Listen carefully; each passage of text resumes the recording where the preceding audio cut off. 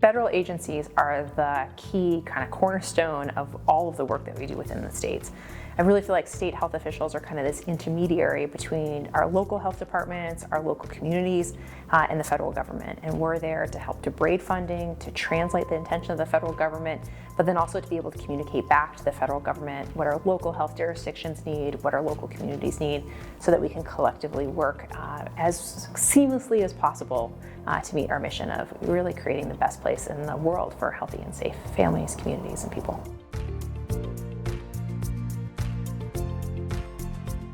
ASTHO is fundamental and transformational in creating those leadership opportunities. You know, the federal government has 50 different states, territories to look towards, and it can be a lot of noise. And so ASTHO does an amazing job of helping to consolidate all of our voices, helping to make sure that blue, red, everyone in between has a voice and a seat at the table.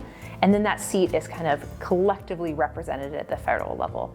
So just today we had meetings with everyone from Secretary Becerra all the way through the ASPR to talk about what's happening in a state and territorial health perspective. And it was just an incredibly robust two-way conversation.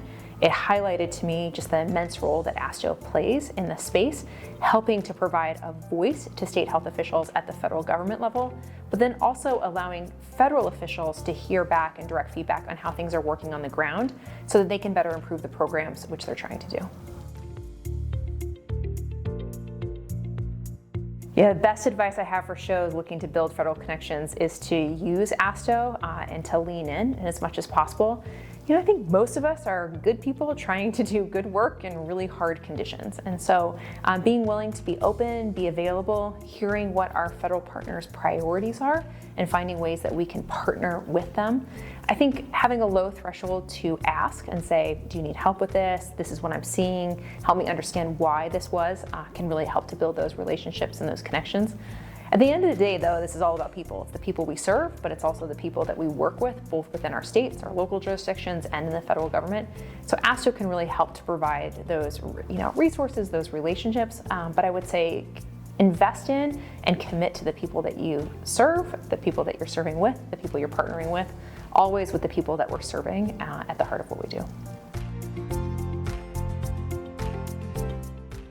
Relationships ever fully built and maybe connected, but that sustaining is as important as the initial connection. I think integrity is key, being honest about what you know and what you don't know so that you can maintain those relationships. I think that's fundamental to any relationship.